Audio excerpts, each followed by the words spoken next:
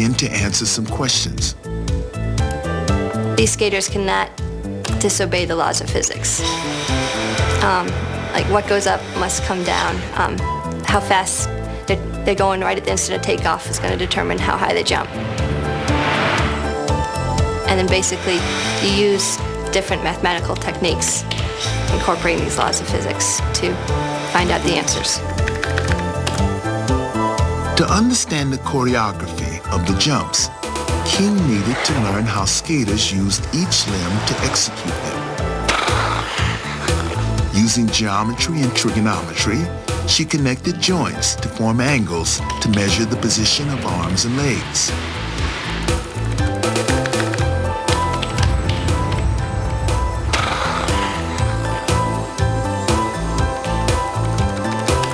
The video camera, which recorded 60 frames per second, was used to measure time. Plotting the location of each joint from one frame to the next, King could use calculus to see how the skater's body parts changed throughout the jump. With statistics, she could then determine how the single, double, and triple jumps were different.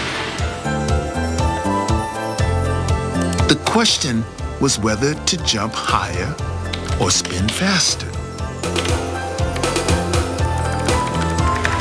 If you do your very best jump, very best single, your very best double, and your very best triple, they're all going to be the same jump height. So the way they're getting the added rotations is really getting into their rotating position more quickly. We presented the results to Kathy, and we gave her all these graphs and sat down with her. And basically she told us she had absolutely no idea what any of that meant. I said, guys, we're in kindergarten. We're not PhD majors in biomechanics. We're in kindergarten. You have to make it so that skating coaches and skaters who haven't studied biomechanics understand this. So we went and tried to learn a little bit about figure skating vocabulary, and she worked to understand a little more about science and math. And once we were communicating, it took off, and she was really excited with the results. We did find out that you're not in the air any longer, which is amazing. That's very, very interesting. You're not in the air any longer. Before the study, we believed that you need to throw your leg out further for a triple. In reality, it needs to be closer, so you can get into the air and into your rotation much quicker. That was better. Let's go over that. All right, ready? Step, up, quick, out quick. Good. All right, you got to remember, you got to stay in, and don't anticipate the landing till right before, and then be much quicker. We found out that the people with the strongest arms did better triples because it was who could pull in quick and tight with their arms that made that extra rotation. Okay, good. Damon Allen, 21 years old, from Colorado Springs. Nice triple axel, double toe, and a wonderful back headless spin. This is the moment that's a complete rush to know you skated your best.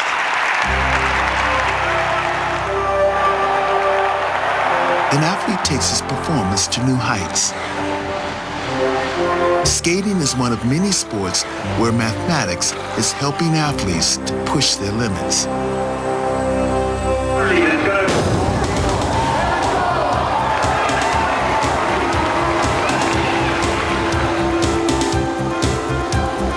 Each year in Hawaii, endurance athletes compete in the Ironman triathlon. In a continuous event, they swim 2.5 miles in the open sea, bike 112 miles, and run a marathon 26.2 miles under the tropical sun.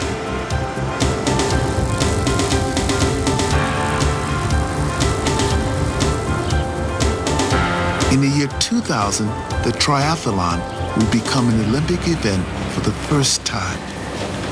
So, Susan, I think one thing that's probably interesting is your stride rate's definitely higher. At the Olympic Training Center in Colorado Springs, Susan Bartholomew is training to be a member of the U.S. team. Okay, you can go ahead and hop on.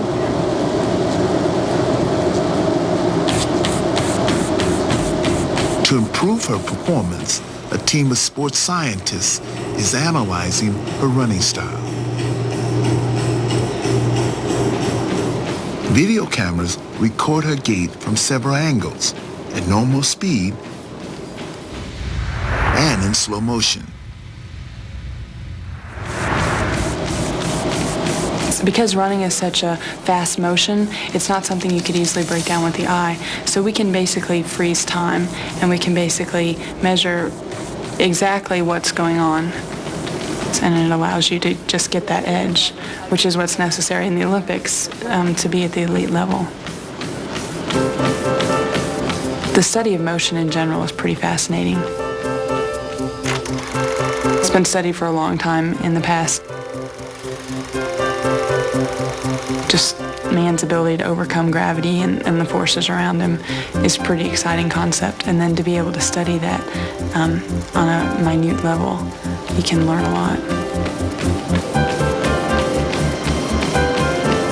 Relax, let the hips drop. Susan's coach, George Dallum, believes that a shorter, quicker stride is more energy efficient for distance runners than a longer, slower one. Efficiency is very important in endurance athletes because if you think about it, they repeat the same motion over and over and over again. So even though a small difference may not seem like much in the short run, those small differences add up to be very meaningful. The technique that we're learning is it's a more efficient stride. So that's what we're aiming for, so you can maintain higher speeds with less energy.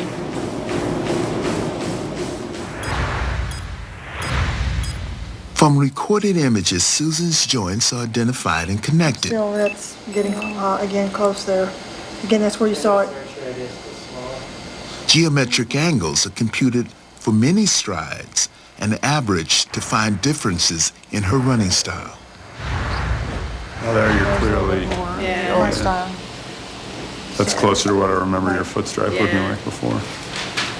But I can see, like when I go back to my old, where I'm not thinking about it, I'm starting to pick up some characteristics of the new style. How does it feel to you now, the new style? Does it feel comfortable? To me, it feels like it requires a little more energy. I think because I'm moving my feet faster. By quantifying numbers to movement, you're able to be objective and visually demonstrate to an athlete, this is your performance. With mathematics to guide her, Susan can learn to run more efficiently. But to be a triathlete, she must also be a proficient swimmer and cyclist. There's not just one sport, you have 3 different sports. It's more fun because there's more variety, you don't get burned out.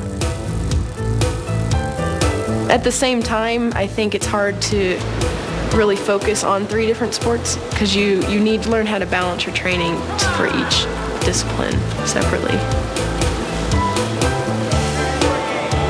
Again, swim this one by feel. You know, if you come in fast, then maybe tighten it up a little bit. To compete in 3 different sports, triathletes are in constant danger of overtraining.